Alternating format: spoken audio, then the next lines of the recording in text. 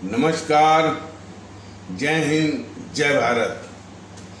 भारतीय अवाम ताकत दल अपने भारतीय भाई बहनों अर्थात अपने देश भारत की जनता अर्थात अपनी भारतीय अवाम से भारतीयता आधारित आपसी श्रद्धा, भारतीयता आधारित आपसी स्नेह, भारतीयता आधारित आपसी प्रेम, भारतीयता आधारित आपसी अखलाक मोहब्बत, भारतीयता आधारित आपसी सहयोग, भारतीयता आधारित आपसी सम्मान, भारतीयता आधारित आपसी एकता, भारतीयता आधारित आपसी भाईचारा तथा भारतीयता आधारित आपसी सद्भाव को समझने व उसे आत्मसात करके वैसा ही और उसी अनुसार आचरण एवं व्यवहार करने हेतु और इसके समस्त भारत में प्रचार प्रसार करने हेतु और प्रत्येक देशवासी को इसकी अहमियत और महत्व को समझाकर उसे अपनाते हुए वैसा ही और उसी अनुसार आचरण एवं व्यवहार करने हेतु और प्रत्येक देशवासी को अपना ही भारतीय भाई बहन मानकर, समझकर और अपनाकर उनके साथ वैसा ही और उसी अनुसार आचरण एवं व्यवहार करने हेतु सतत, सदैव और हमेशा अदब के साथ, आदर के साथ अर्ज करता है, विनती करता है। अब यानी पिछले मैंने इसके पहले मैंने जो 2 एपिसोड में स्पष्ट किया गया था, यह देश हमारा परम आदरणीय राष्ट्र महानायक, राष्ट्रभक्त शिरोमणि नेताजी सुभाष चंद्र बोस और जब इनका नाम लिया जाता है तो उनकी आज़ाद हिंद फौज भी और आज़ाद हिंद फौज में जो वो आज़ाद हिंद फौज के जो सेना उपाध्यक्ष थे लेफ्टिनेंट जनरल सहगल साहब, लेफ्टिनेंट जनरल शाहनवाज साहब और लेफ्टिनेंट जनरल वो ढिल्लन साहब और पूरी आज़ाद हिंद फौज और उसके जितने भी लोग तो जिन्होंने कुर्बानी दी, तो ये देश उनका है।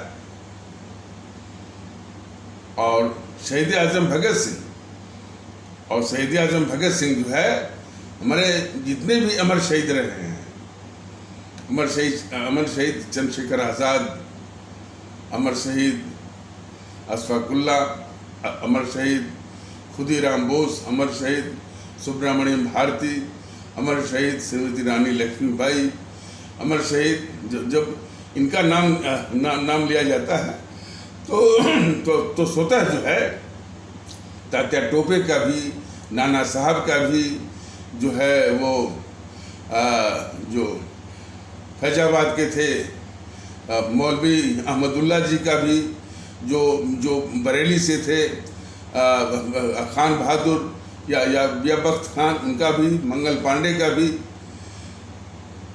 और जो है श्रीमती रानी चंद्रिमा कर्नाटक की, उनका भी, श्रीमती रानी गडेलू इत्यादि सबका। तो भगत सिंह जो है वो प्रतिनिधित्व करते हैं इस सारे अमर शहीदों का, तो देश उनका है। और हमारे बाबा साहब इस देश का जो है वो अनमोल हीरा,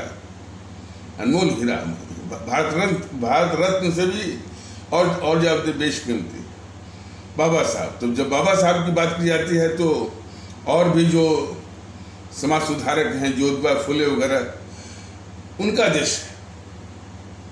तो भारतीय जनता दल अपनी आवाम के सामने पूर्णतः स्पष्ट करता है, यह देश हमारा परम आदरणीय राष्ट्र महानायक, राष्ट्रभक्त शिरोमणि नेताजी सुभाष चंद्र बोस, शहीद आजम भगत सिंह और बाबा साहब अम्बेडकर का है और उसी का भारत का निर्माण करना है। ये जो अभिशाप गांधी नेहरू का है, जिसको कि जीएनपीसी वाले इस तरह से माहौल बनाए हुए हैं, और उसी के पद चिन्हों पर बीजेपी भी चल रही है, और कभी कभी वो गोलवलकर और हेगड़ेवार का नाम ले लेती है। लेकिन ये जो है गांधी नेहरू का जो यानी ये एक राष्ट्रीय प्रदूषित वातावरण है, उसी को आगे बढ़ा रही है।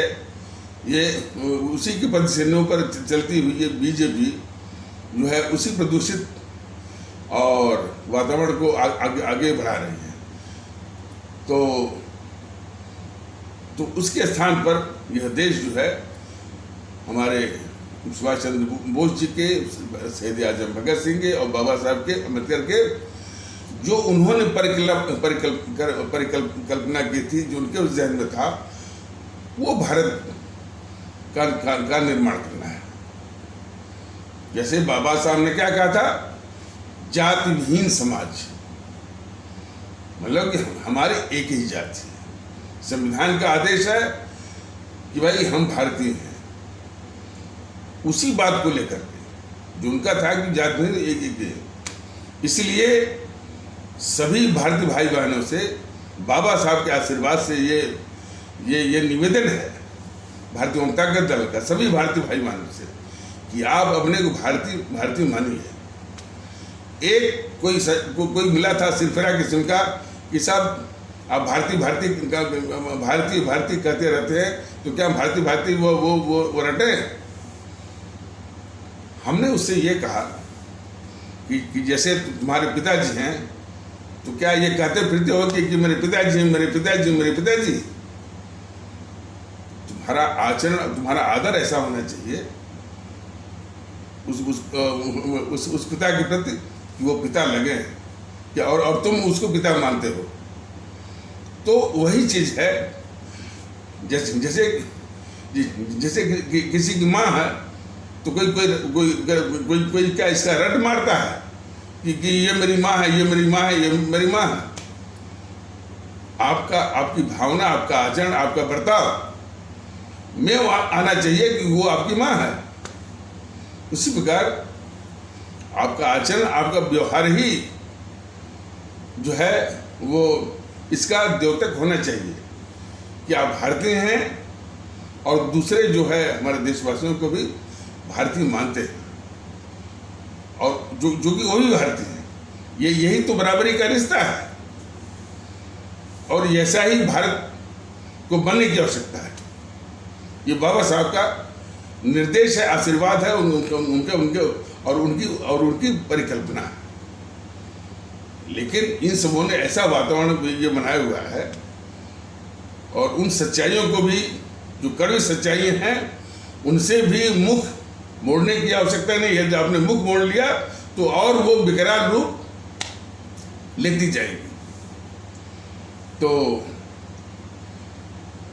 जो कि आपके सामने है। अब जैसे एक सोशल मीडिया पर पोस्ट देखा गया कि कुछ बजरंग दल के कार्यकर्ता इस्लाम आस्था वाले भारतीय भाई बहनों के कुछ लोग जो कि शायद वो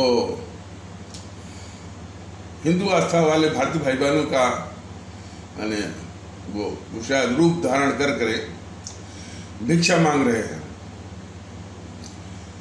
अब वो भिक्षा मांग रहे हैं, तो जब उनको पता चला कि भाई ये हिंदू सनातन आस्था वाले भारतीय भाई बहनों के नहीं है, बल्कि ये इस्लाम आस्था वाले भारतीय भाई बहनों के हैं, तो वो बजरंग दल के वो कार्यकर्ता जो भी है वो मार रहे हैं उनको। और मैंने समझता है कि वो बजरंग दल के कार्यकर्ता होंगे। देखिए, किसी का नाम लेकर के मैंने इस तरह से अपराध करना, ये भी एक वो प्रथा हो गई है। तो यानी बजरंग दल का नाम ले लिया, जय श्री राम का नाम ले लिया, इस तरह का वो भी यानी भेद बदल करके जो आपराधिक तत्व हो सकते हैं। लेकिन जो भी है, मान लीजिए वो बजरंग दल का रूप धारण करके और बजरंग दल की ओर से, तब भी बजरंग दल हो, चाहे विश्व हिंदू परिषद हो, चाहे ये बीजेपी हो, चाहे जो भी आरएसएस हो, ऐसे ऐसे तत्वों को रोकने के बजाय क्यों शर्म मिल रहा है? तो वो जो है इस्लाम आस्था वाले भारतीय भाई बहनों के तबके के कुछ ऐसे लोग जो उनका रूप धारण करके या उनके साथ गाय वगैरह थी, तो उनको पीट रहे हैं। सवाल इस बात का है, इस देश में एक सौहार्द लाने की जरूरत है। हर वक्त नफरत नफरत नफरत नंबर एक। नंबर दो, कि आप क्यों पीट रहे हैं भाई? वो यदि वो किसी तरह से वो भीख मांग रहे हैं तो ये शर्म आनी चाहिए उनको भी और देश को भी, कि इतना मैंने इस देश में यह देश जो है में इतना रुपया पैसा है सबके पास, और वो भीख मांगने के लिए मजबूर हो रहे हैं चूंकि वो इस्लाम आस्था के कहें इसलिए उनको पीटेंगे। मतलब सवाल इस बात का है कि भाई चाहे वो इस्लाम आस्था के भी रहे, चाहे हिंदू सनातन आस्था के रहे, चाहे ईसाई आस्था के रहे, सिख आस्था के। अरे गरीब है वो किसी स्थिति और परिस्थिति का मारा हुआ मजबूर जो है वो भीख मांग रहा है। सवाल इस बात का है कि ऐसे तत्वों का, हालांकि लोग कहेंगे भाई कि आप इस तरह की बातों पर जोर दे रहे हैं, इस तरह की बातें ही तो चिंगारी बनती हैं, नंबर एक। दूसरा जो है, इस समाज को शर्म आनी चाहिए कि जो भीख मांग रहा है, उसको जो है जो पीटे, जो लोग इस तरह से हिंसा कर रहे हैं, पीट रहे हैं, मार रहे हैं, बजाय कि उनकी सहायता करने के, जो भीख मांग रहा है जो है लोग उसकी सहायता करते हैं कि भाई किन स्थितियों और परिस्थितियों का मारा या मजबूर आदमी जो ऐसा कर रहा है कि वो भीख मांग रहा है। और जो भिक्षुक होते लोग दान करते हैं। तो इस तरह के व्यवहार की निंदा की बात नहीं है, यह समाज के लिए शर्म की बात है। और ऐसे तत्वों का जो लोग बढ़ावा देते हैं, स्टार देते हैं, समर्थन देते हैं, वो भी इस भारतीय समाज के, उस देश के शत्रु हैं। अब चूंकि वो इस्लाम आस्था के हैं और वो रूप धारण किए हुए हैं वो हिंदू आस्था के, तो अपराध हो गया। तुम्हारा आरएसएस वाला जो आका है कहता है कि भाई इस आरएसएस वाला नहीं, सभी बोलते हैं ये लोग कन्वर्टेड हैं, ये लोग कन्वर्टेड हैं। तो जब कन्वर्टेड ही हैं तो आप ही का तो अंश है वो। तो इस तरह से जो है बात भले छोटी सी हो, लेकिन इसका संदेश, इसका इम्प्लीकेशन इस समाज के लिए जो है वो खतरनाक है। तो भारतीय जनता दल इस तरह की जो प्रवृत्तियां हैं और इस तरह की जो हरकतें हैं उसकी ओर जो है वो ये पूरे समाज को दिखा रहा है कि ऐसे तत्व जो कि इस तरह के कारनामे कर रहे हैं, उन तत्वों को कुचलने की जरूरत है। हम नहीं समझते कि वो बजरंग दल वाले ऐसा करेंगे या कर सकते हैं, लेकिन बजरंग दल का नाम लेकर के यदि वो कर रहे हैं तो बजरंग दल की भी जिम्मेदारी बनती है कि ऐसे किस तरह के तत्वों को जो है वो काबू में रखें। और देश में सौहार्द लाना जो है बहुत जरूरी है, समाज में सौहार्द लाना बहुत जरूरी है। और इसके लिए वो सज्जन, ये देश उनका भी है और ये भारतीय समाज उनका भी है। कोई भी कमजोरी आती है, कोई भी नफरत आती है तो ये समाज कमजोर होता है, देश कमजोर होता है, और देश उनका भी है। आजकल पूरी मीडिया पर यही पूरा माने ये मानसिक रूप से ग्रसे हुए है कि ईडी द्वारा जो है सोनिया गांधी की पूछताछ, एक और ये दूसरी ओर जो है इन जेएनपीसी के तत्वों द्वारा जो है उपद्रव और प्रदर्शन, कोई कहता है वो सत्याग्रह। तो बस इसी का माहौल जो है पूरा जकड़े हुए है पूरे जनमानस को और पूरा मीडिया को। और ऐसा क्यों है? ये मोदी महोदय की देश के साथ विश्वासघात और धोखा है कि सोनिया और राहुल का जो 200 लाख करोड़ का लूट है उसकी ओर किसी का ध्यान न जाए। ये छोटे से महज 2000 करोड़ के केस में जो हेरा फेरी है उसी में लोगों को उलझा दें। तो ये मोदी महोदय या बीजेपी वालों का देश के साथ विश्वासघात है। ये जो उसके नाम से आज भी जो है 200 लाख करोड़ की लूट है उस पर कोई बात नहीं है और उस पर कोई प्रश्न भी इसे किया जाता है बीजेपी वालों से, तब कहते हैं कानून अपना काम कर रहा है। तो कानून अपना काम कर रहा है मतलब क्या, यानी उस पर ध्यान देना ही नहीं। तो ये जो है यानी सोनिया राहुल को बचाने के लिए, सोनिया राहुल के नाम से जो काला धन है उसको भी बचाने के लिए ये मोदी महोदय का देश के साथ एक विश्वासघात है, धोखा है। वो महज जो है 2000 करोड़, और ये भी केस बीजेपी और मोदी जी का नहीं है। यह केस शुरू किया था सुब्रमण्यम स्वामी ने। तो इसके भी क्रेडिट जो लूटने के चक्कर में रहते हैं कि हमने ईडी भेज दिया। और इसकी भी वास्तविकता यह है, उसकी वास्तविकता यह है कि ये सोनिया गांधी एक भी सवाल का जवाब नहीं दे रही। राहुल ने भी एक भी सवाल का जवाब नहीं दिया। इधर उधर जो है उसको टालते रहे, बहकाते रहे। हमको मालूम नहीं है, हमको याद नहीं है, या मोतीलाल वोरा ने किया है, वो ऊपर चले गए हैं, उनसे पूछिए। और ये भी वास्तविकता ये है कि ये जो है ये सब जो है एक भी सवाल का जवाब नहीं देंगे। चिदम्बरम भी जो लाखों करोड़ का जो डकैत है वो भी जो है वो भी चुप रहा। और वो तो वकील है, एक तो मैंने सातिर किस्म का वो राजनीतिक, और दूसरे वकील, तो वो बोला ही नहीं। अब सवाल मोदी जी के सामने यह है कि ये साधारण अपराधी होता तो उसका मुंह खुलवाने के लिए जो है जो जांच एजेंसियां हैं वह जितने डिग्री ऑफ टॉर्चर से वो मुंह खोल सकता था तो वो अप्लाई करते हैं। ये मैं या तो जांच एजेंसियों के दिमाग में, या तो मोदी जी के या बीजेपी वालों के दिमाग में, ये भूतपूर्व वित्त मंत्री हैं, ये कांग्रेस के अध्यक्ष हैं, ये मान भाई ये जो हमारे साधारण नागरिक हैं उनसे अधिक इनकी हैसियत नहीं है। कानून सबके बराबर है। तो कितने डिग्री ऑफ टॉर्चर से ये सत्य बोल सकती हैं, वह लगाने में कानून को संकोच नहीं होना चाहिए, ईडी को संकोच नहीं होना चाहिए। लेकिन ऐसा नहीं करेंगे मोदी जी, बस ड्रामा करेंगे। यदि ये मानते कि भाई ये वो कांग्रेस का अध्यक्ष है कि नहीं है, इस देश का अपराधी है,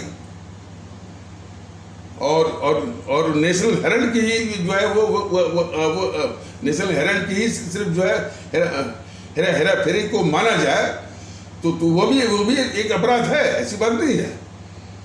तो अपराधी है, तो अपराधी होता है। उसमें यह नहीं आता है कि वो भूतपूर्व कांग्रेस का अध्यक्ष है या कुछ भी है। तो यानी जिस विधि से वो मुंह खोल सकती है जो है कानून को और ईडी को, उसका मुंह खुलवाना चाहिए। लेकिन मोदी जी ऐसा नहीं करेंगे, ड्रामा करेंगे। मोदी जी का ड्रामा जरा देखिए। वो नवाब मलिक को फंसाएंगे लेकिन शरद पवार को बचाएंगे, पार्थ चटर्जी को फंसाएंगे या अर्पिता मुखर्जी या चटर्जी को उसको फंसाएंगे, ममता बनर्जी को बचाएंगे। मनीष सिसोदिया को जो फंसाएंगे, केजरीवाल को बचाएंगे, कार्तिक चिदम्बरम को फंसाएंगे और जो है उसको चिदम्बरम को बचाएंगे।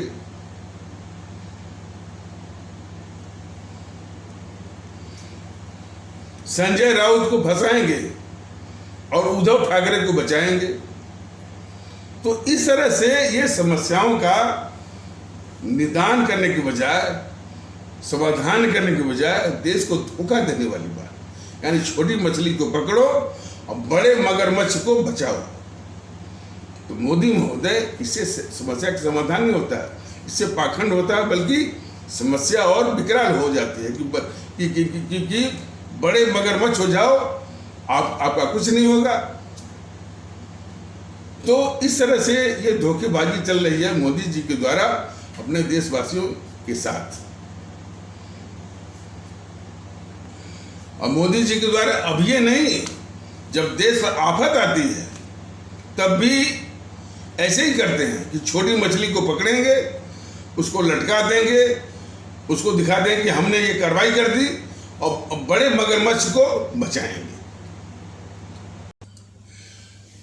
सीएए पर या नागरिक संशोधन अधिनियम सीएए पर जो हिंसा हुई, देश ने देखा होगा कि इस हिंसा को भड़काया किसने? भड़काया सोनिया गांधी ने।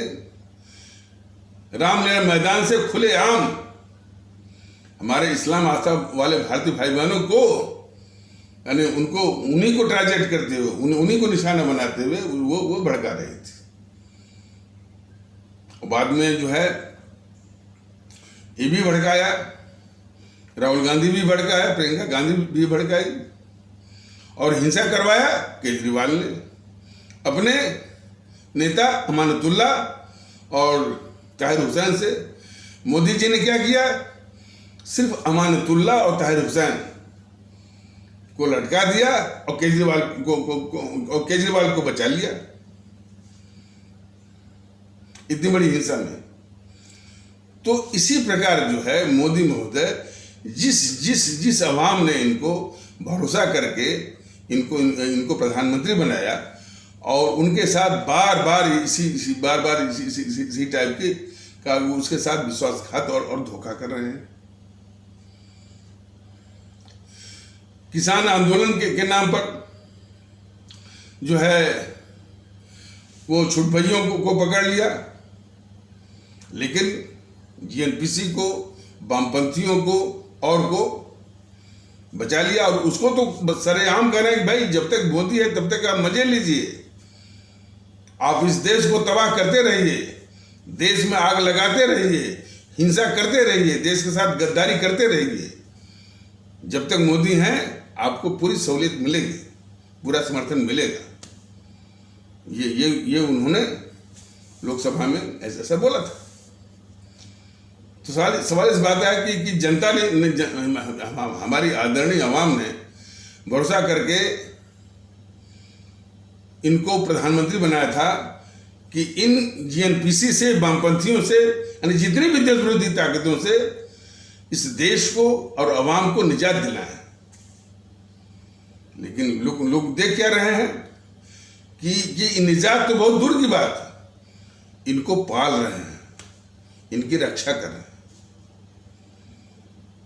तो ये सरासर जो है एक धोखा है अपनी आवाम के साथ।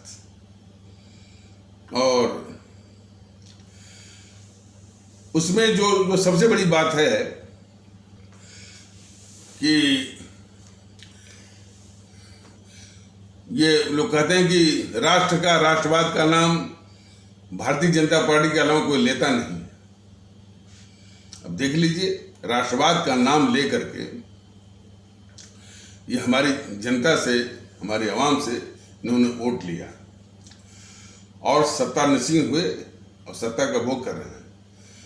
और आज जनता इनके राष्ट्रवाद की असलियत देख रही है कि देश के दुश्मनों से इस देश को निजात दिलाना या उसको नष्ट में नाबूद करना, जो कि राष्ट्रवाद की आवश्यकता है, उसके बजाय ये सभी देश के दुश्मनों को पाल रहे हैं।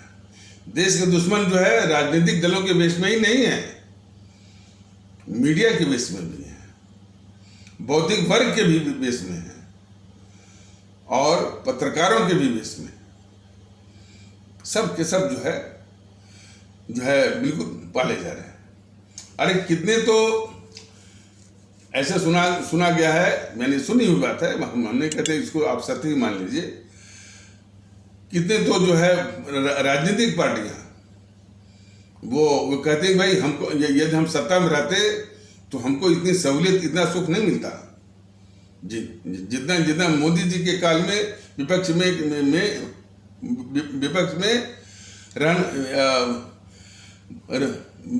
में रहने में मिल रहा है। बस सही है, पूरी सहूलियत दे रहे हैं। अब देखिए, अब ये चीजें देखिए, ये चीजें बार बार वो बोली जाएंगी। राहुल गांधी, ये देश जानता है कि उसका कोई न कोई उद्योग चलता है, न कोई इंडस्ट्री है, न कोई फैक्ट्री है, न कोई वो उद्योगपति है।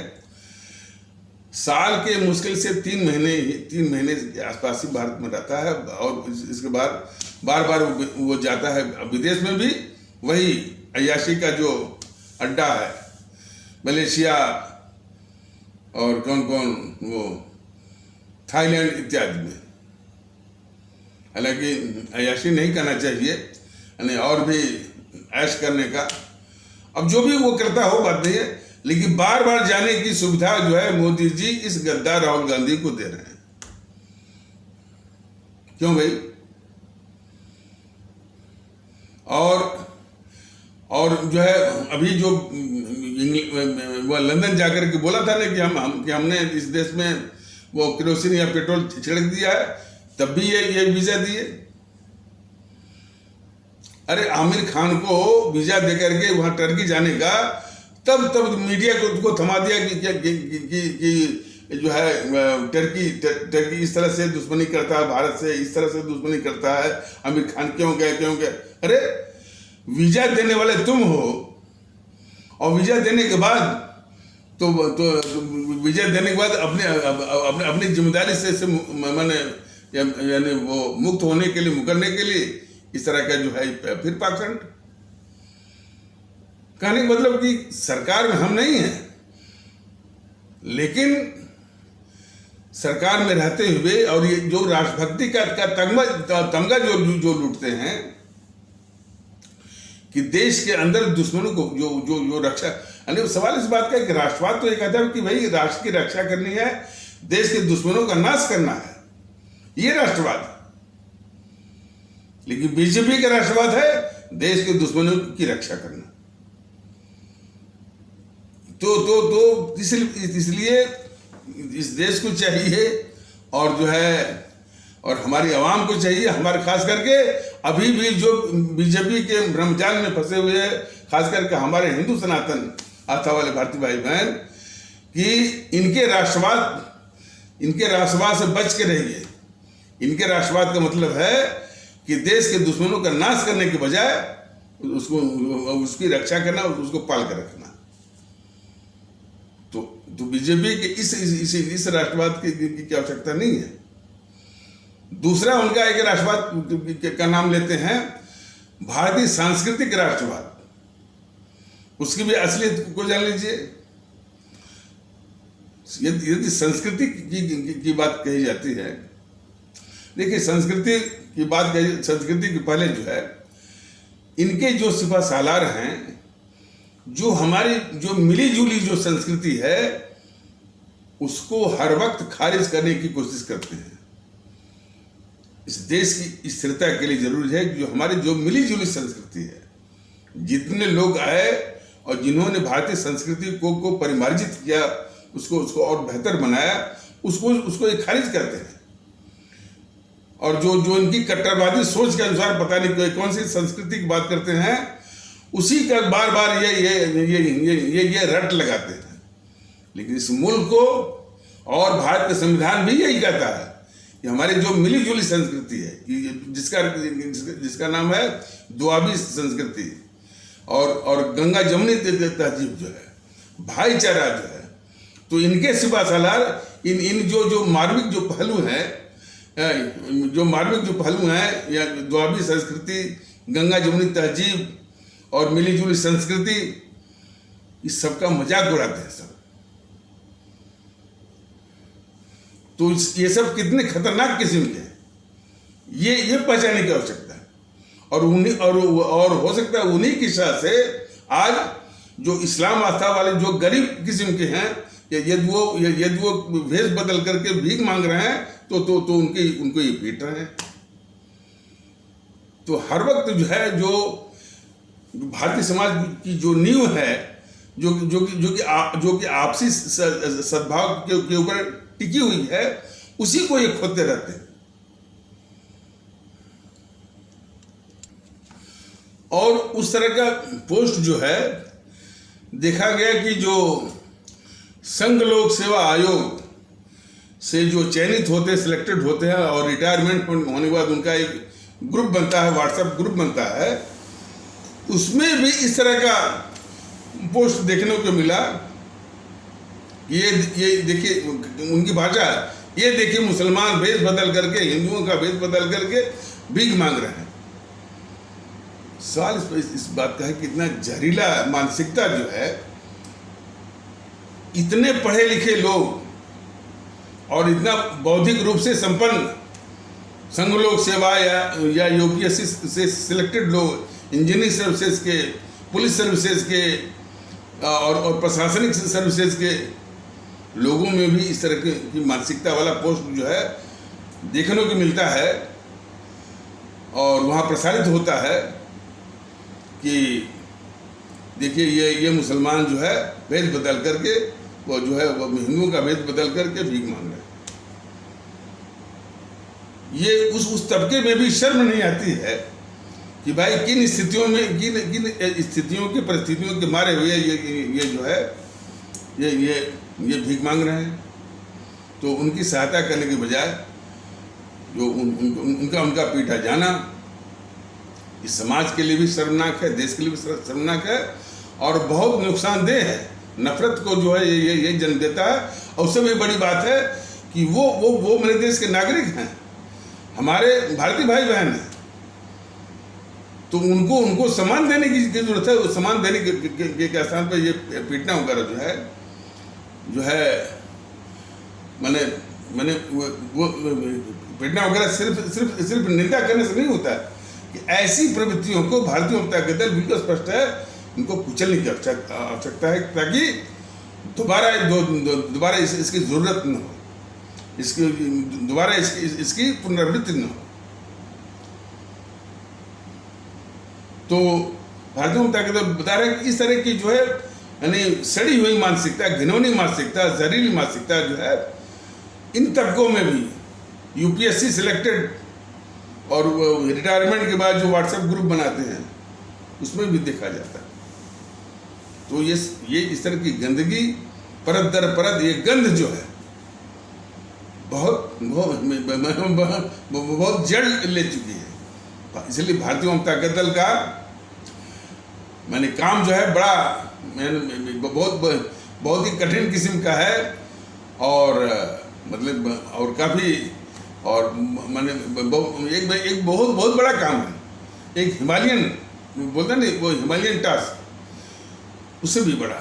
इसीलिए भारतीय जनता दल अपने आदरणीय भारतीय भाई बहनों से कहता है कि ये जो वीडियोज़ हैं इस पर यूट्यूब पर, वो सब के सब जो है देशभक्ति और भारतीयता के वातावरण को लाने के लिए हैं।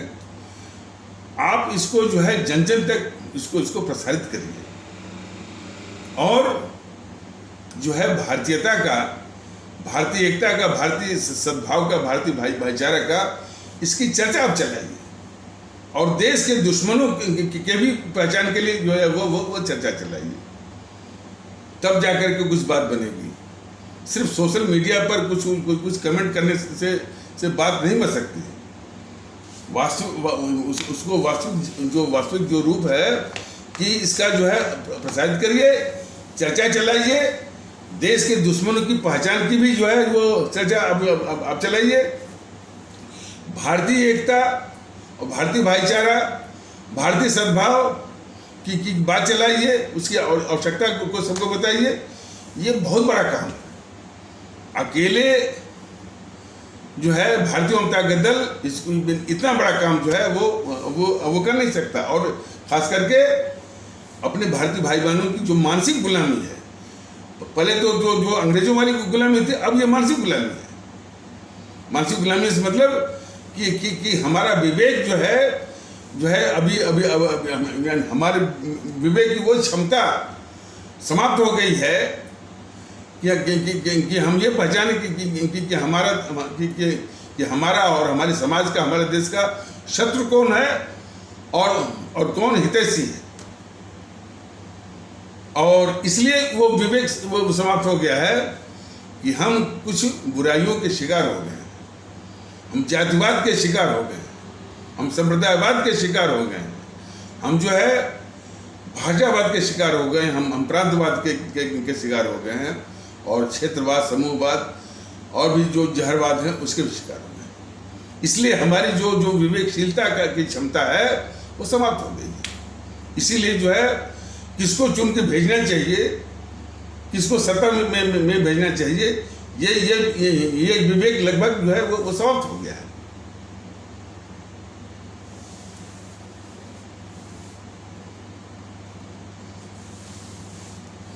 इसलिए भारतीय जनता दल सिर्फ समस्याओं की बात नहीं करता है, इनसे कैसे निजात मिले अवाम को, इसकी चिंता करता है और समाधान की भी बात करता है। और वास्तव में स्थिति बड़ी गंभीर है। एक तो राजनीतिक दल जो है अपने स्वार्थ में सिर्फ सत्ता हथियाने के चक्कर में जो हमारे समाज की बुराई जो है, ये बुराई जो है मतलब जब कब से है, वैसे तो जात प्रथा तो पहले से भी थी, लेकिन आज जातिवाद जो है इतना जड़ कर गया है कि हमारे जो राजनीतिक जीवन है उसको बहुत बुरी तरह से प्रभावित कर रहा है। जातिवाद हुआ, संप्रदायवाद हुआ, अब उसी के साथ जो है वो भाषावाद और क्षेत्रवाद।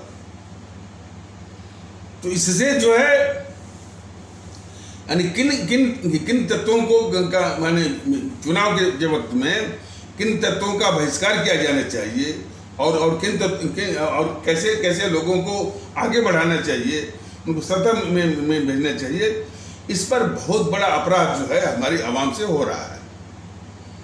और या उसको दूसरे शब्दों में कहा जाए कि जिन तत्वों को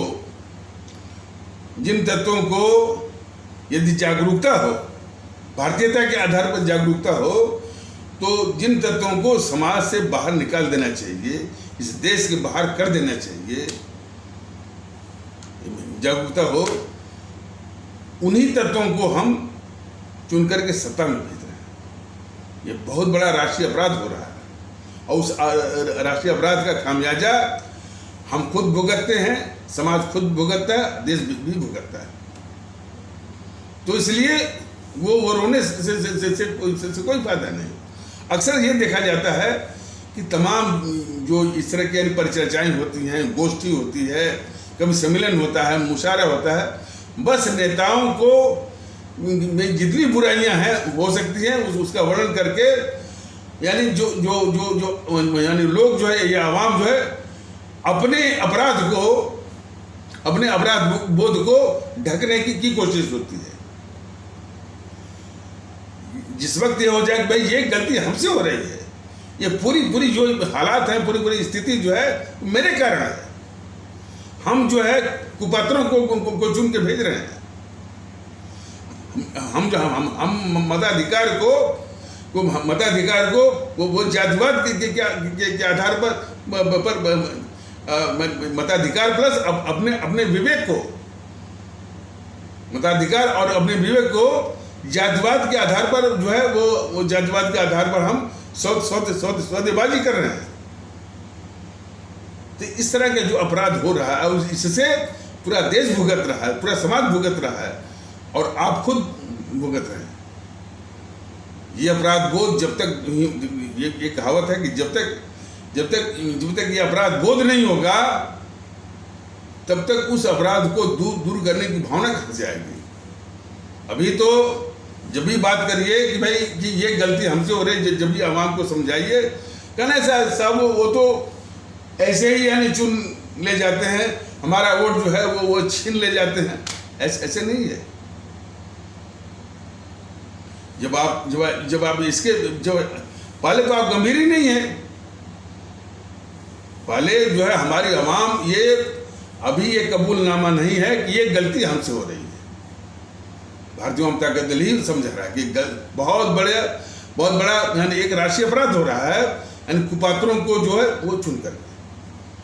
नमूना हम बता रहे हैं कि अभी हमारी आवाम में, हमारे आदरणीय भारतीय भाई बहनों में ये भाव क्यों नहीं आ रहा है कि राहुल गांधी इस देश का गद्दार है। मेरा एक सवाल है, भारत तेरे टुकड़े होंगे, यह कितना बड़ा घातक एक वक्तव्य है और उसका जो समर्थन करता है वो कितना बड़ा गद्दार है।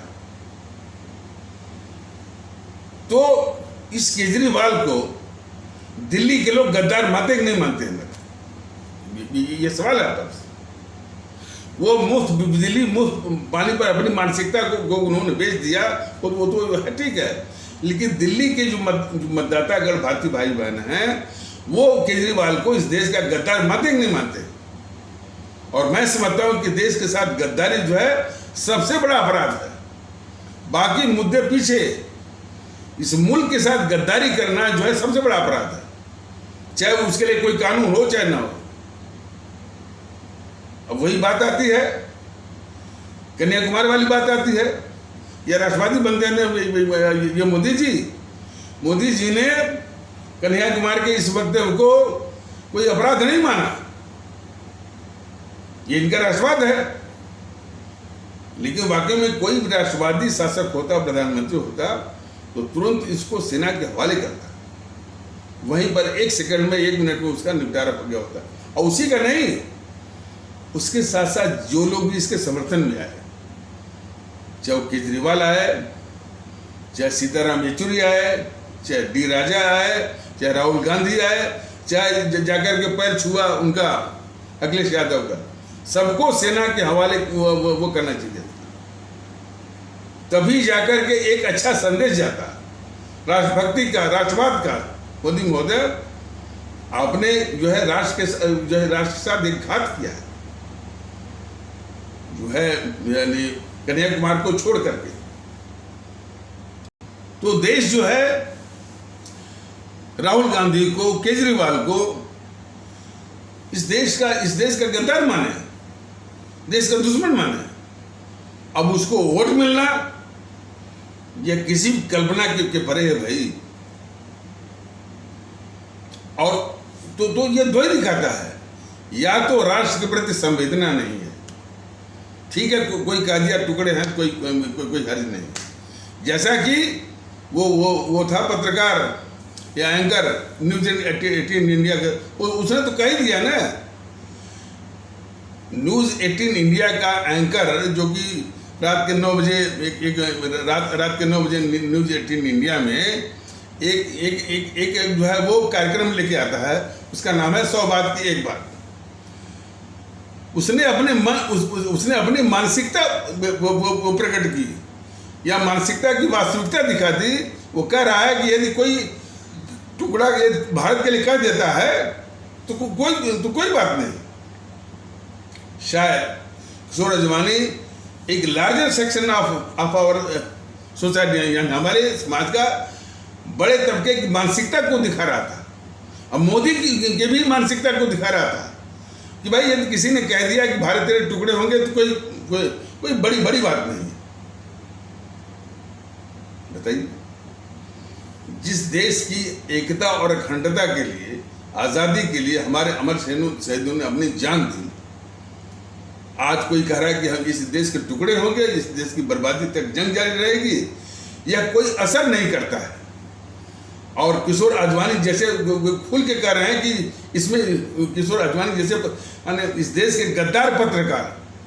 और देखिए, वास्तव में जब आपको कोई बीमारी हो जाती है तो उसका जड़ से इलाज करते हैं कि ये बीमारी कहाँ तक असर करती है, वहाँ तक उस अंग को काट कर निकाल देते हैं।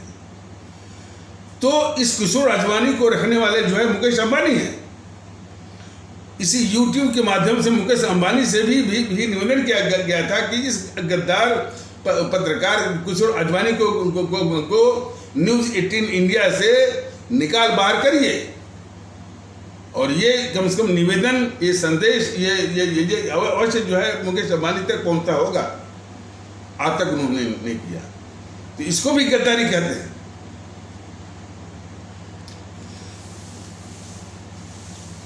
तो यानी भारत तेरे टुकड़े होंगे और भारत की बर्बादी तक जंग जारी रहेगी। जो उसका समर्थन करते हैं उनको वोट मिलना कितना बड़ा राष्ट्रीय कलंक है, इसका अनुमान हमारे आदरणीय भारतीय भाई बहन खुद कर सकते हैं। दिल्ली के भारतीय भाई बहन खुद कर सकते हैं। बाकी चीजें बिल्कुल गौड़, मुफ्त बिजली, मुफ्त पानी या कोई भी मुद्दा, वो गौड़। ये देश का गद्दार है ये केजरीवाल।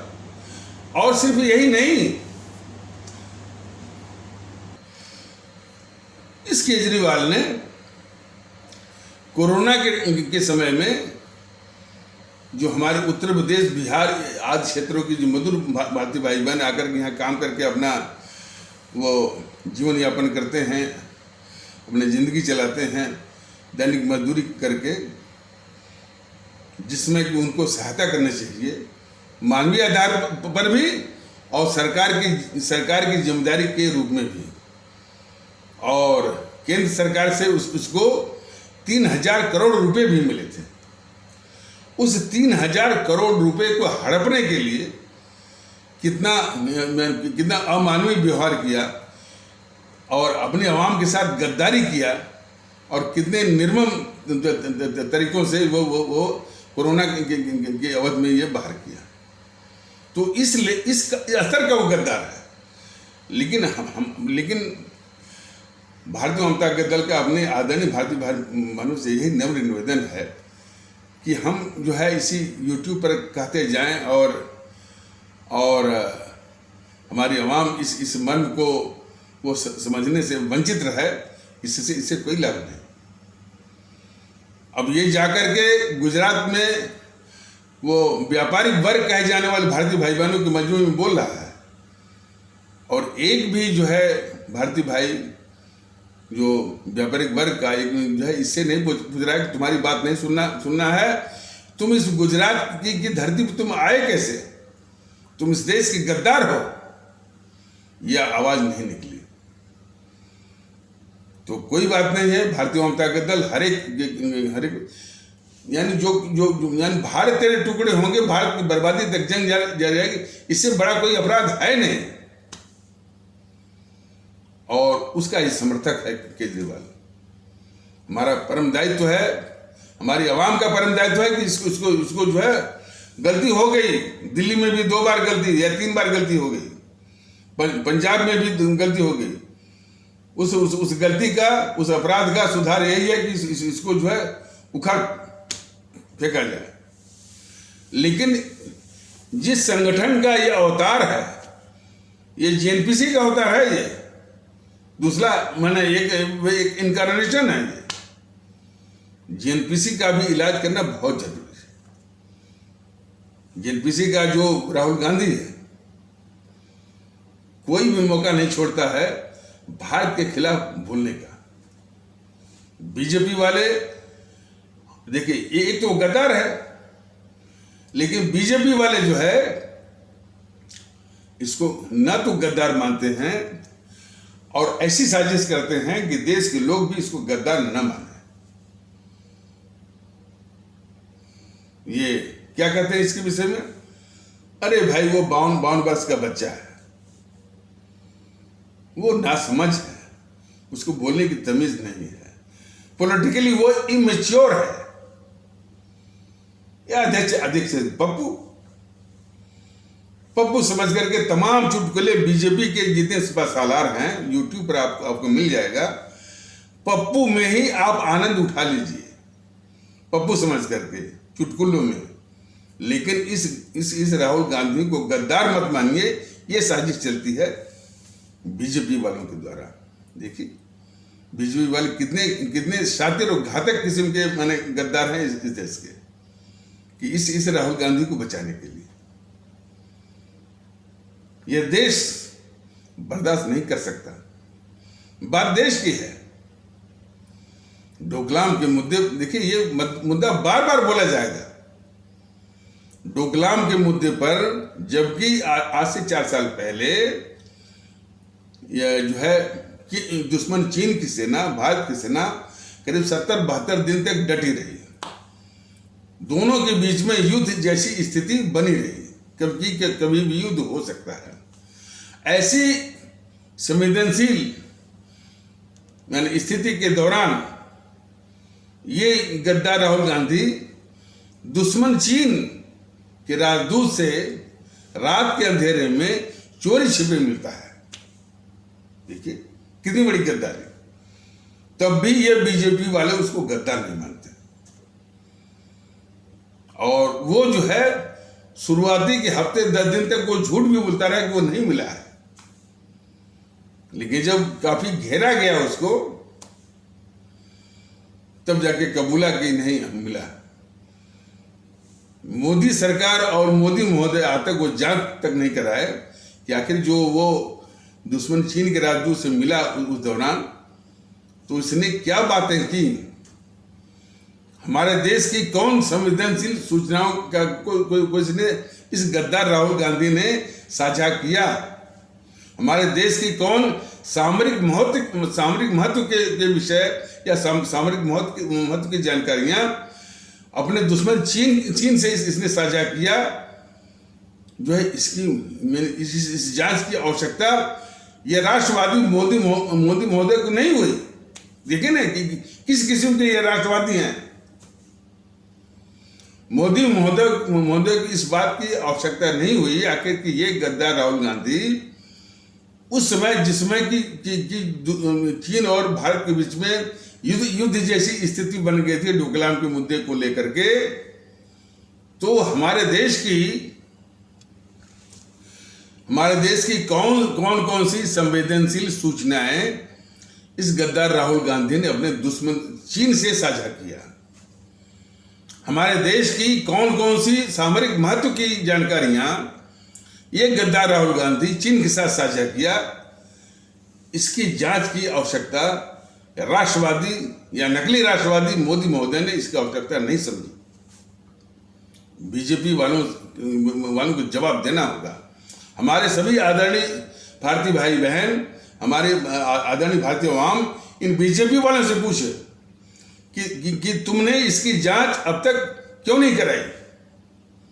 सुधांशु त्रिवेदी से जो बहुत बड़ा वो राष्ट्रवादी बनता है, उससे भी पूछा जाना चाहिए। और इतना नहीं,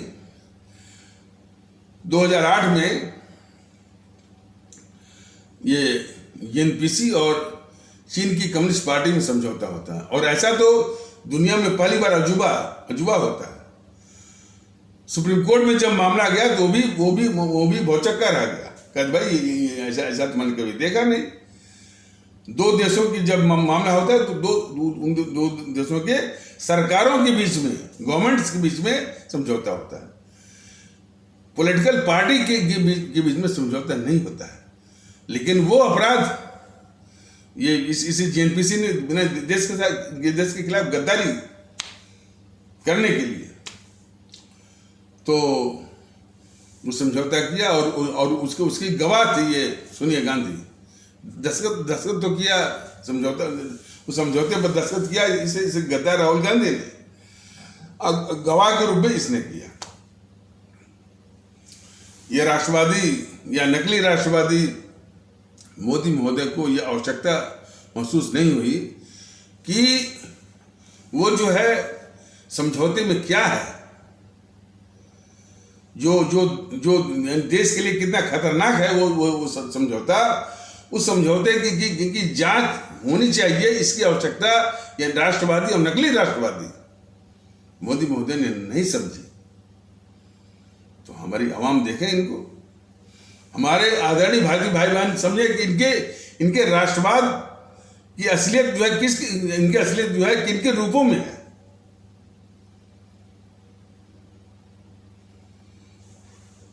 हमारी जब सेना जो माने आतंकी ठिकानों को नष्ट करने के लिए माने सीमा पर भारत पाकिस्तान सीमा पर और पाकिस्तान के क्षेत्र में जो आतंकी ठिकाने या शिविर या वो उनके जो कैंप्स हैं, जो वो टेररिस्ट कैंप्स को नष्ट करने के लिए सर्जिकल स्ट्राइक करती है हमारी सेना। तो हमारी भारतीय फौज के शौर्य पराक्रम को नीचा दिखाने के लिए और उसके मनोबल को तोड़ने के लिए ये सबूत मांगता है। तब भी बीजेपी वाले इसको देश का गद्दार नहीं कहते। हमारी वायुसेना पाकिस्तान के अंदर घुस करके बालाकोट में एयर स्ट्राइक करके आतंकी ठिकानों और शिविरों को, टेररिस्ट कैंप्स को जब तबाह करती है, नष्ट करती है, तो फिर ये राहुल गांधी जो है, गद्दार राहुल गांधी जो है, हमारी वायुसेना या हमारी फौज के शौर्य पराक्रम को नीचा दिखाने के लिए या उसके मनोबल को गिराने के लिए सबूत मांगता है। तब भी बीजेपी वाले इसे गद्दार राहुल गांधी को गद्दार नहीं कहते। बीजेपी वालों की देश के खिलाफ गद्दारी जो है जरूर वो समझना होगा। ये राहुल गांधी अपने नेता से हमारी फौज, हमारी जो स्थल सेना अध्यक्ष हैं या आर्मी के जो अध्यक्ष थे, उसमें शायद वो रावत जी थे, यानी बिपिन रावत थे, उनको सड़क का गुंडा कहलवाता है।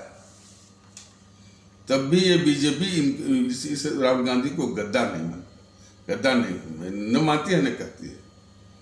और फिर वही राहुल गांधी अपने दुश्मन पाकिस्तान के सेनाध्यक्ष बाजवा, जिसकी सेना जो है, जिसके आतंकवादी हमारे मासूम भारतीय भाई बहनों की हत्या करते हैं, आतंकवादी भेज करके, तो उसी दुश्मन पाकिस्तान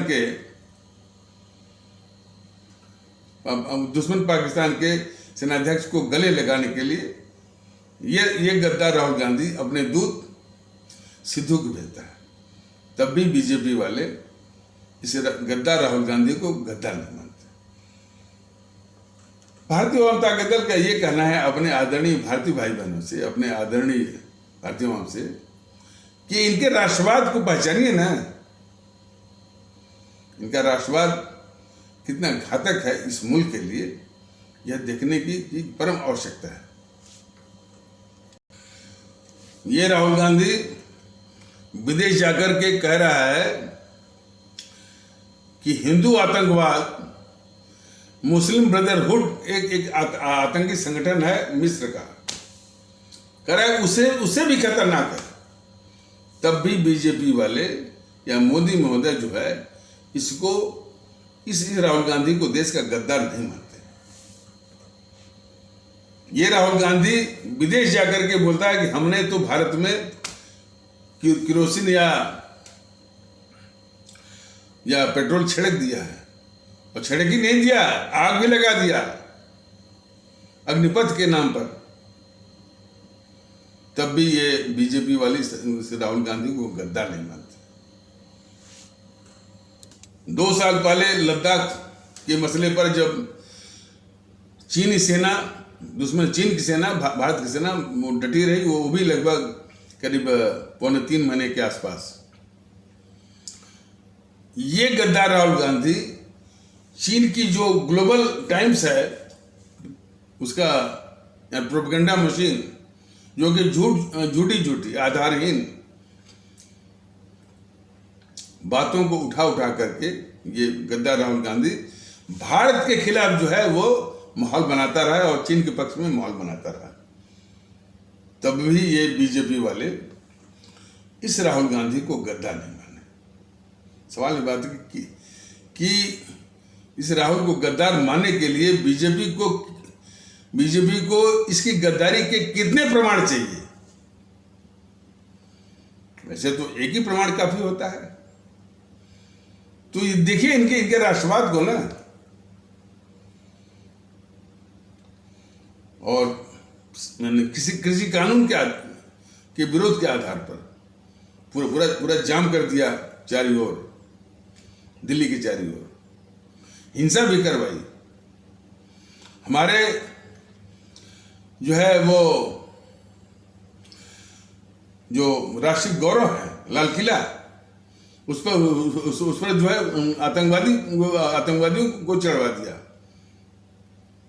इस पर जो है राहुल गांधी की जो जीएनपीसी या वामपंथी या खालिस्तानी सब मिल करके अपने राष्ट्रीय गौरव या लाल किले पर आतंकवादियों को चढ़वा दिया, और अपने राष्ट्रीय गौरव ये तिरंगे को उतार करके जो खालिस्तानी झंडा।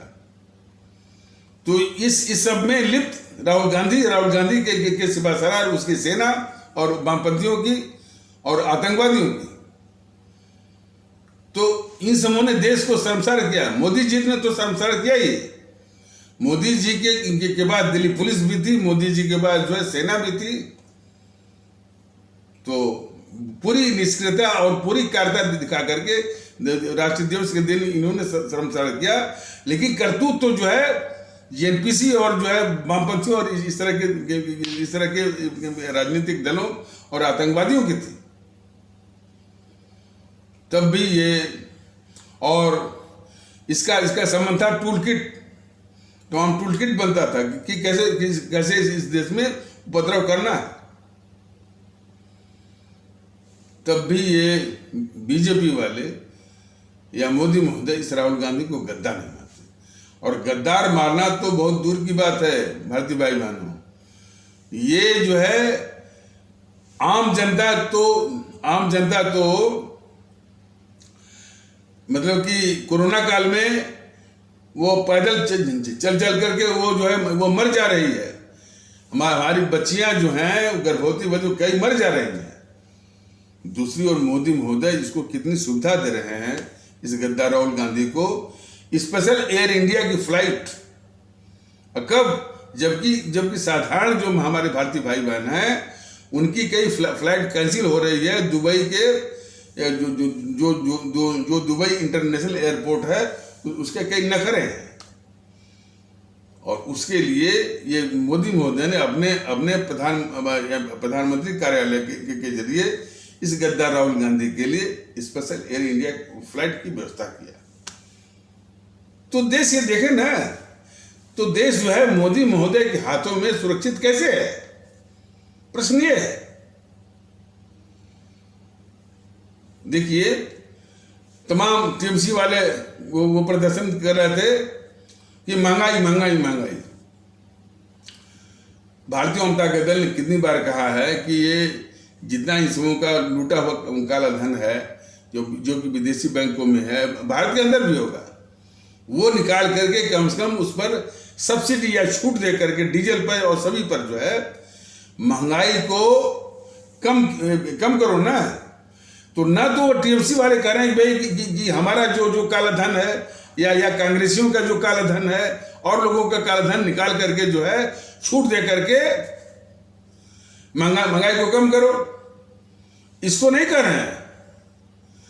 ममता बनर्जी और उसके टीएमसी के लोग नहीं कर रहे हैं कि भाई कांग्रेसियों के द्वारा जो लूटा हुआ जो लूट करके जमा किया हुआ काला धन है उसको ला करके महंगाई करो, या हमने भी जो लूटा है जो काला धन या जो जमा करके अब अभी तो निकलना है ना, वो पार्थ चटर्जी या उसके साथ अर्पिता मुखर्जी पता नहीं कौन है, तो हम कैश निकल रहा है, तो हम उसके कैश को गिनने के लिए तमाम मशीनें लगी हुई हैं। तो वो पैसा ला करके जो छूट के आधार पर जो है जो डीजल, तो जब भी डीजल महंगा होता है महंगाई अपने आप बढ़ जाती है। तो कई तरीके हैं। तो देश में पैसा तो है, लेकिन वो पैसा टीएमसी का भी बचाना है, तो ना तो टीएमसी बोलेगी और ऊपर जो नाटक करेगी, ऊपर से नाटक करेगी महंगाई के खिलाफ प्रदर्शन। तो ये देश के बड़ी खतरनाक शत्रु हैं टीएमसी के लोग। जितनी खतरनाक जो है बीजेपी है उतनी खतरनाक नहीं है। तो और सबसे बड़ा अपराध है कि हमारे देश के लोगों को बांट कर रखना। सवाल इस बात का है कि संविधान या वैसे भी उसने मान्यता दिया है कि यानी संप्रभु जो सत्ता जो है, सॉवरेन पावर जो है वो जनता के पास है। तो ये उनको मालूम है। तो यदि इसे वोट लेना है तो इसको कमजोर करो। कमजोर कैसे करो? बांट करके। और इनको बांटो। ऐसे बात जो है इनको लालच का, फ्री बिजली, फ्री पानी, मुफ्त में टेलीफोन। दक्षिण भारत में तो यही चलता है ना, टीवी ले लो, फ्रिज ले लो, मोबाइल ले लो।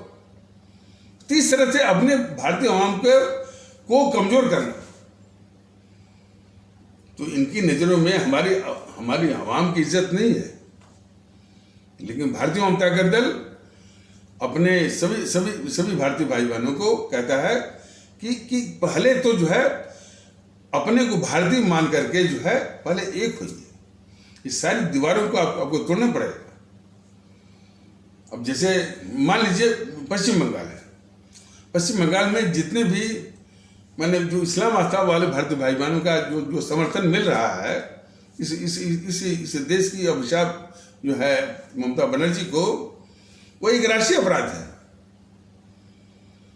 तो इस्लाम आस्था वाले भारतीय भाई बहन वो कदाप न समझें कि यह उनकी हितैषी है या देश के हितैषी है। वो इस देश के शत्रु है।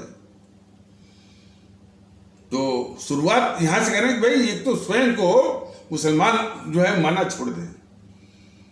बिल्कुल नहीं, वो इस देश के सम्मानीय नागरिक हैं और अपने माने हम सिर्फ भारतीय हैं। और इस्लाम आस्था वाले भारतीय भाई बहनों के अलावा जो और भी जो तबके हैं, तो हिंदू सनातन आस्था वाले भारतीय भाई बहनों का जो तबका है पश्चिम बंगाल में, वो भी अपने को भारतीय माने, बंगाली भी न माने। न तो अपने को बंगाली मानिए, न तो आपको हिंदू मानिए, न तो आपको बंगाली मानिए, न तो आपको मुस्लिम मानिए, सिर्फ भारतीय। और पूरे बंगाल में पूरी एकता स्थापित करिए कि सभी भारतीय हैं। और इस अभिशाप को, इस टीएमसी को भी, जीएनपीसी को भी, कम्युनिस्टों को भी और बीजेपी को भी नष्ट में नाबूद करिए। बहुत जरूरी है। महाराष्ट्र में क्या है, ये जो शरद पवार है, इसका हर बड़े से बड़े अपराधियों से संबंध है। वो पहले था वो हाजी मस्तान, फिर दाऊद इब्राहिम, फिर वो इकबाल मिर्ची। और जितना लोग बताते हैं कि जो वो 1993 वाला जो सीरियल ब्लास्ट हुआ था, मतलब श्रृंखला बम विस्फोट हुआ था, उसमें जो है मैंने जो दाऊद इब्राहिम और उसके जितने भी गुर्गे शामिल थे, ये उसका संबंध था इससे, शरद पवार से। तो जितने भी भूमिगत और तस्कर या इस तरह से माफिया टाइप के हैं या आतंकवादी टाइप के हैं, सबसे इसका संबंध है। और पता नहीं कैसे हमारे महाराष्ट्र में रहने वाले भारतीय भाई बहनों के बीच में देश का इतना बड़ा अभिशाप, ये शरद पवार, उसको बोलते हैं कि मराठा गौरव है। देश का इतना बड़ा अभिशाप जो है, मराठा गौरव कैसे हो सकता है भाई? देश का अभिशाप। तो इसी प्रकार जैसे देश को बांटने वाला 25 से 30 लाख हमारे भारतीय भाई बहनों को हत्या कराने वाला, और जो है देश के साथ विश्वासघात करने वाला, विश्वासघात किया ना मोहनदास करमचंद गांधी ने, कि एक और कहता रहा कि पाकिस्तान में रिलायंस बनेगा। और कब से कहता रहा? जब से इसको मालूम हुआ कि अंग्रेज जाने वाले हैं और कोई पाकिस्तान जो है पाकिस्तान की मांग उठी थी 1940 से, तभी से इसका ड्रामा चल रहा था इस मोहनदास करमचंद गांधी का, कि पाकिस्तान में रिलायंस बनेगा, जब पाकिस्तान बना मैंने 2 टुकड़े कर दिया, तमाम इसका नाटक। दूसरी ओर खुद ये देश विभाजन में इंस्ट्रूमेंटल था, यानी मुख्य भूमिका इसकी थी। तो ये जो है वो विश्वासघात था इसका। तो उसी प्रकार जो है दूसरे भी जो है यानी उनकी मुख्य भूमिका जो है होती है देश विरुद्ध में, और दिखाते हैं कि भाई जो है हम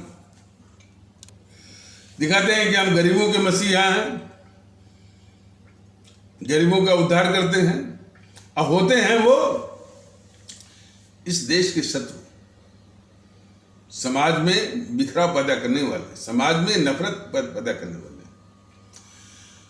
कहने का तात्पर्य है कि भारतीय जनता का दल तो समझा ही रहा है और समझाएगा भी, ये अपना फर्ज नहीं, यह राष्ट्रीय फर्ज है।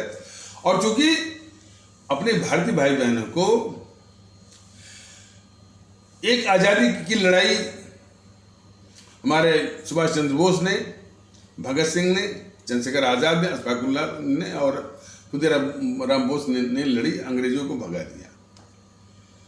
लेकिन भगत सिंह ने ये बोला था कि हम अपनी कुर्बानी देकर के सफ़ेद अंग्रेजों को जो सफ़ेद अंग्रेजों को भगा देंगे, इस देश के काले अंग्रेजों को भगाने की जिम्मेदारी मेरे जाने के बाद, भगत सिंह कह रहे थे मेरे जाने के बाद आपकी होगी। वही जिम्मेदारी निभाने के लिए अपने शहीद आजम भगत सिंह के आदेशानुसार इन काले अंग्रेजों को भगाना है, उनको नस्ल नाबूद करना है। उन काले अंग्रेजों मतलब जो देश में विखंडन पैदा करते हैं, तो उस काले अंग्रेज में ये भी है, बीजेपी भी है, जेएनपीसी तो है ही, वामपंथी सभी लोग।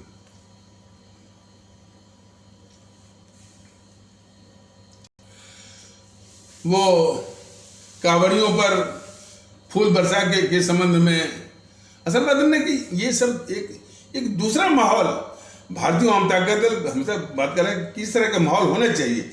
एक सब अलग ही माहौल जो है ये अलग माहौल, अलग इकोसिस्टम, अलग नैरेटिव बना करके जो है लोगों की मानसिकता को कैप्चर किए हुए हैं, कैप्टिवेट किए हुए हैं। ये अलग से ये गुलामी है। अब जैसे वो फूल बरसाना, अरे बताया गया है भाई कि यह जो संवैधानिक देश है, संवैधानिक इकाई है भारत, तो और इसलिए संवैधानिक पदों पर बैठे हुए प्रधानमंत्री हो, मुख्यमंत्री हो, वो जो किसी भी पंथ से दूर रहे, किसी भी पंथ से दूर रहे, और किसी भी पंथ की जो है वो उसके सांस्कृतिक क्रियाकलाप में हरगिज शामिल न हो। लेकिन ये सब इतने भारत के संविधान विरोधी हैं, चाहे मोदी हो, योगी हो, हमेशा मंदिर में ही दिखते हैं, दीपक जलाएंगे 11,000 और जो है वो फूल बरसाएंगे कांवड़ियों पर। जरा इसको तो बताया भी गया था, भारतीय जनता दल ने बताया था कि मान लीजिए कल को जो है असदुद्दीन ओवैसी मुख्यमंत्री बन जाता है और वो जो है कांवड़ियों पर नहीं, वो जो है ये ताजिया पर फूल बरसाता है, तो कैसा लगेगा आपको? तो हालांकि कोई इस पर कोई डिस्कशन हो रहा था इंडिया टीवी पर, कोई मदनी करके हैं पता नहीं देवबंद वाले जो भी है, वो कह रहे थे कि इसका स्वागत है, लेकिन हर एक मजहब पर करना चाहिए। अब वो उनको हम बेवकूफ़ी कहेंगे। भारत के संवैधानिक पद पर जो बैठा हुआ जिम्मेदारी है, उसको जो है हमेशा पंथ से दूर रहना है, ये उसका विषय नहीं है। उसको उसको राष्ट्र उसको उसको उसको वो धर्म से दूर रहना, राष्ट्र धर्म निभाना है। और राष्ट्र धर्म जो है या राज धर्म जो है वो कहता है इससे दूर रहिए और सभी को नागरिक की तरह तो नागरिक की तरह तो नागरिक वाली सुविधा, जैसे कावड़ियों वाली बात है, तो उनको जो कोई असुविधा न हो चलने में, कोई उनके साथ जो है आपराधिक जो है वो घटना के शिकार न हो, बस इसकी व्यवस्था वो कर सकता है। लेकिन किसी पांथिक जो है वो प्रक्रिया से उसको दूर रहना है। ये भारत के संविधान का निर्देश है, आदेश है और ये उसकी भावना है। लेकिन ये सब संविधान विरोधी भी हैं। और इस योगी के विषय में तो लोग मैंने देखा काफी लोग बोलते हैं कि ये घोर सांप्रदायिक है, घोर सांप्रदायिक है। बताया गया था कि इसकी नजर में 3 ही माफिया बस दिखते हैं, मुख्तार अंसारी, अतीक अहमद और आजम खान। बताइए, माफियाओं को भी डील करने में, अपराधियों को भी डील करने में, उनको भी जो है उसमें भी ये सांप्रदायिकता लाता योगी जो। तो खैर, भारतीय जनता दल कहता है इस देश में भारतीयता का माहौल लाना होगा। जो लोग भारतीयता के माहौल का विरोध कर रहे हैं, ये चलाए हुए ना कि हमारा सांस्कृतिक राष्ट्रवाद, हालांकि एपिसोड लंबा न हो जाए, सांस्कृतिक राष्ट्रवाद की असलियत भी बतानी है। किसी भी संस्कृति के मूल में क्या होता है, वो भारतीय नारी का सम्मान, भारतीय नारी के सम्मान की कैसी धज्जियां उड़ाई जा रही हैं विभिन्न जो है वो यानी ग्रुपों के द्वारा, जो समूहों के द्वारा जो है, जैसे ग्लैमर की दुनिया, सिनेमा की दुनिया, टेलीविजन की दुनिया, विज्ञापन की दुनिया, ये सब जो है मोदी महोदय या उनके मंत्रियों के संरक्षण में चल रहा है। और ये भारतीय सांस्कृतिक राष्ट्रवाद भी चला रहे हैं। और फैशन अलग से, यानी जो कपड़े जो है हमारी मैंने जो हमारी बहु बेटियां जो हैं या हमारी जो बहु बेटियां जो हैं उनकी मर्यादा की रक्षा के लिए, उनके तन ढकने के लिए होना चाहिए, वो अंग प्रदर्शन को बढ़ावा देती हैं और उसी से कई जो है हिंसाएं भी होती हैं। ये है इनका सांस्कृतिक राष्ट्रवाद। तो हर तरह से चाहे राष्ट्रवाद और राष्ट्रवाद इस देश के लिए बहुत बड़ा दुखदाई है। तो और इसलिए सबका इलाज, सबका पनेसिया है भारतीयता। हालांकि भारतीयता किस तरह लोग विरोध कर रहे हैं उस पर भी एक विषय हो सकता है कि अगले एपिसोड में मैं इस पर चर्चा हो कि किस तरह से विरोध कर रहे हैं। तो लेकिन सबका इलाज है भारतीयता। भारतीय आप हैं, आपको व्यवहार करना, आपको समझना है कि हम भारतीय, पूरे देश के लोग भारतीय हैं। बाकी सब जो है कृत्रिम जो दीवार है, पहचान है कि हम गुजराती हैं, हम मराठी हैं, हम उड़िया हैं, हम बंगाली हैं, पंजाबी हैं, ठाकुर हैं, ब्राह्मण हैं, हिंदू मुस्लिम, सब तोड़ करके एक ही व्यवहार, हम भारतीय हैं। कश्मीर से लेकर कन्याकुमारी तक और गुजरात के कच्छ से लेकर मणिपुर तक, सब लोग सारी कृत्रिम, आर्टिफिशियल, सुपरफिशियल दीवारों को तोड़ करके सभी भारतीय, ये वातावरण आने की सख्त आवश्यकता है इस मुल्क को। तो इन्हीं आवश्यक शब्दों के साथ इस आवश्यक परिचर्चा को यहीं पर विराम दिया जाता है। तब तक के लिए नमस्कार, जय हिंद, जय भारत।